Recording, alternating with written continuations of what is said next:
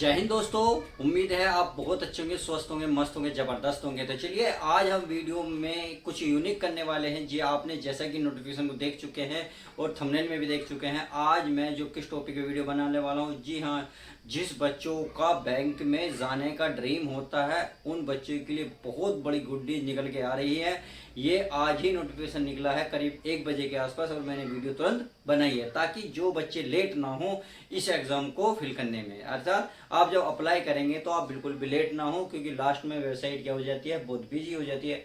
अब प्यारे बच्चों मैं इसकी खासियत बता देता हूँ, यानी कि सरकारी बैंकों में क्लर्क की जो नई भर्ती निकली है इसकी खासियत क्या होती है।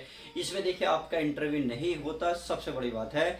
आपको प्री जो होता है केवल क्वालिफाई करना होता है, क्वालिफाई के आपको मेंस देना होता है। मेंस देने के बाद आपको डायरेक्ट जो आपके कागज होते हैं, क्या कहते हैं पत्र, जो आपके कागज होते हैं उनको वेरिफिकेशन कराया जाता है। उसके बाद आपको सीधा ज्वाइनिंग हो जाती है। अर्थात इस वीडियो में हम हर एक चीज को समझेंगे, कब अप्लाई होगा, क्या फीस होगी, छूट आपको एज में मिलेगी नहीं मिलेगी, कौन कौन से बैंक में जॉब होगी, अर्थात सब कुछ समझने वाले हैं। तो चलिए शुरुआत करते हैं, एक एक पॉइंट को बड़ी गहराई से समझेंगे।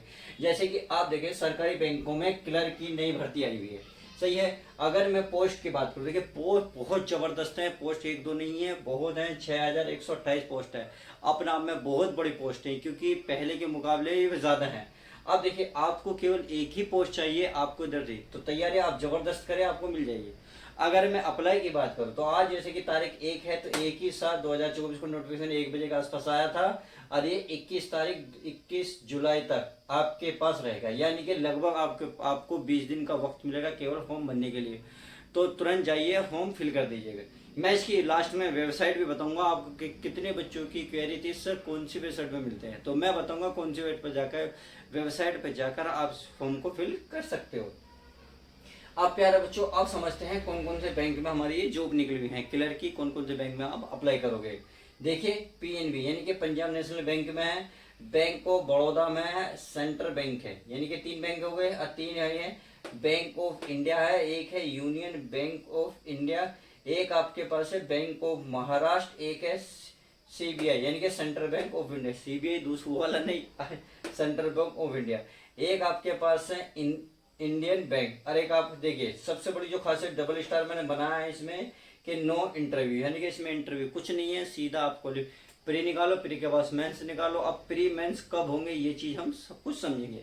अब देखिए पहले चलिए फीस की बात कर लेते हैं। फीस क्या है, अगर फीस की बात करूं जनरल ओबीसी ईडब्ल्यूएस वाले के लिए फीस है आपकी 850 रुपए फीस है। इसमें कितनी है, 450 रुपए फीस है, सही है।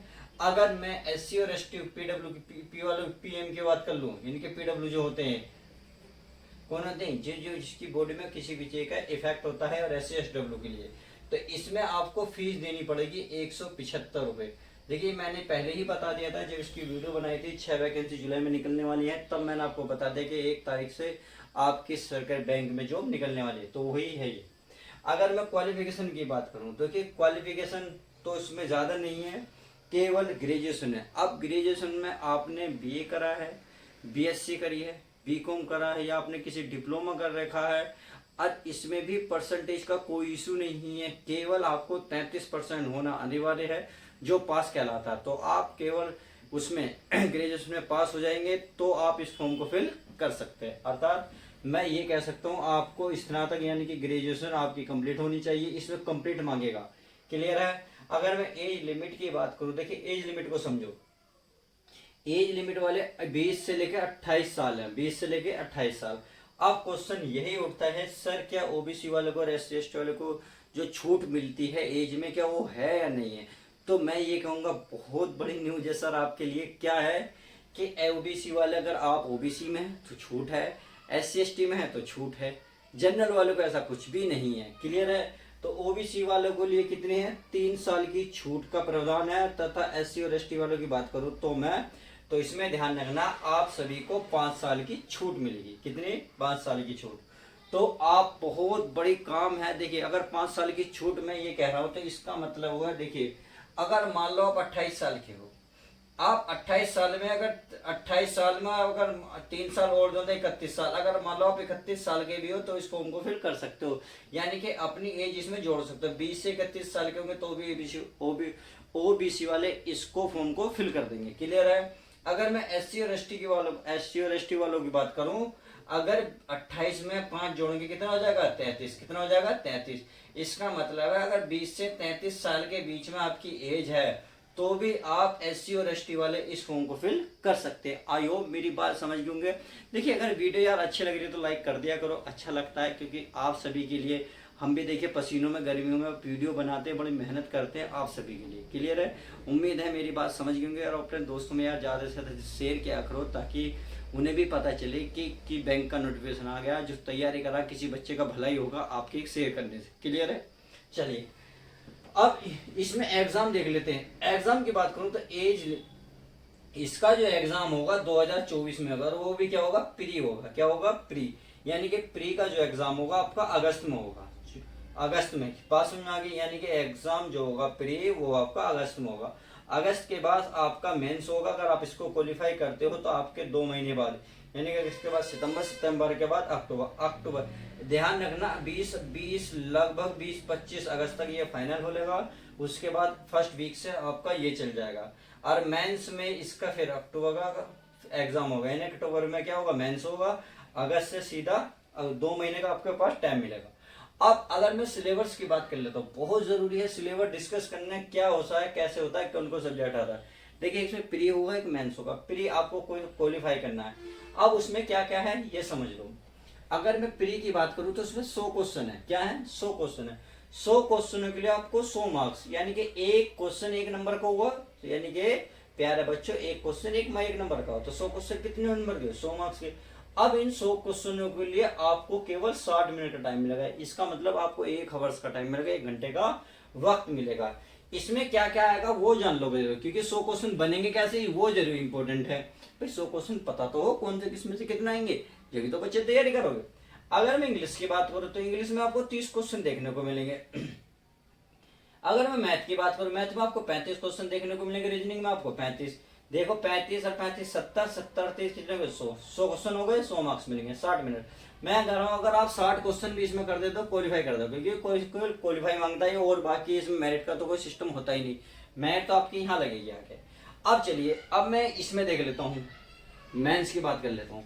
अब मेंस में आपको देखिए ये है जबरदस्त तरीका, ये है ये आपको जो मेरिट में नाम लाएगा, जो आपका क्वालिफाई करेगा। आपको देखिए 190 क्वेश्चन देखने को मिलेंगे। 190 में आपको 200 मार्क्स मिलेंगे। क्लियर है। अगर मैं 200 मार्क्स को देखो कितने मिनट मिलेंगे 160 मिनट। 160 मिनट का मतलब है 2 आवर्स एंड कितनी 40 मिनट, यानी कि 2 घंटे में कितने 120 मिनट होगी 160 मिनट होगी। क्लियर है। 2 घंटे 40 मिनट।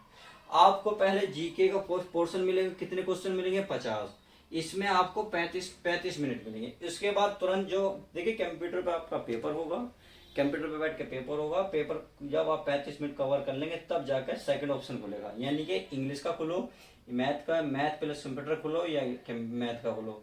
बात समझ में आ गई। चाहे जीएस खोलो, इंग्लिश खोलो, रीजनिंग खोलो, कंप्यूटर या मैथ खोलो, यानी कि जब तक इनका टाइम पूरा नहीं होने का जब तक ये खुलने के नहीं।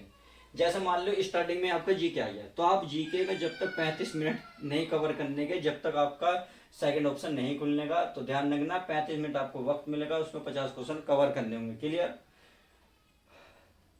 अब अगर मैं इंग्लिश की बात करूं, इंग्लिश में ध्यान रखना 40 क्वेश्चन में 40 में 35 मिनट है। जब आप ये पूरी 35 मिनट करोगे तब तुरंत सेकंड ऑप्शन खुल जाएगा, यानी कि ये बंद हो जाएगा, ये खुला रहेगा, ये बंद हो जाएगा तो फिर ये खुल जाएगा। उसमें आपको 40 क्वेश्चन करने होंगे। रीजनिंग प्लस कंप्यूटर दोनों मिलाकर आएंगे 50 क्वेश्चन। इन 50 क्वेश्चनों में ध्यान रखना आपको 45 मिनट, केवल 45 मिनट मिलेंगे। सही है। अगर मैं मैथ की बात करूं तो मैथ में आपको 50 क्वेश्चन है, 50 क्वेश्चन में 45 मिनट मिलेंगे। आई होप इस मेरे द्वारा हर एक सवाल जो दिया है मैंने आप सब कुछ क्लियर हो गया। मेरे द्वारा जो वीडियो बनाई है सब कुछ क्लियर हो गया। उम्मीद तो मैं यही करता हूँ क्योंकि मैंने आपकी एक भी क्वेरी नहीं छोड़ी है। यदि कोई भी पोर्शन रह गया जो क्वेश्चन समझ में नहीं आया, हाँ मैं ये वेबसाइट बता रहा था कि कौन सी वेबसाइट हो जाएगा। देखिए सरकारी रिजल्ट खोलिए, उस पर ही फर्स्ट ऑप्शन लिख रहा है, उसको क्लिक करिएगा, या आप जब जन सेवा केंद्र पे भरवाने जाएंगे इस फॉर्म को, बस सरकारी रिजल्ट बता दो, अगर नहीं पता नहीं तो उन्हें पता होता है, सीधा हाथ से हम फॉर्म फिल करा देंगे। फीस क्या है, फीस मैंने बता दी है 850 रुपये ऑनलाइन फॉर्म कटेगा, मतलब 850 रुपये ऑनलाइन फॉर्म के पैसे कटेंगे। अगर SC ST वाले हो तो 175 रुपये कटेंगे। अब भरने वाला चाहे 100 रुपये ले, आपसे 200 रुपये ले, वो उसका अलग चार्ज होगा।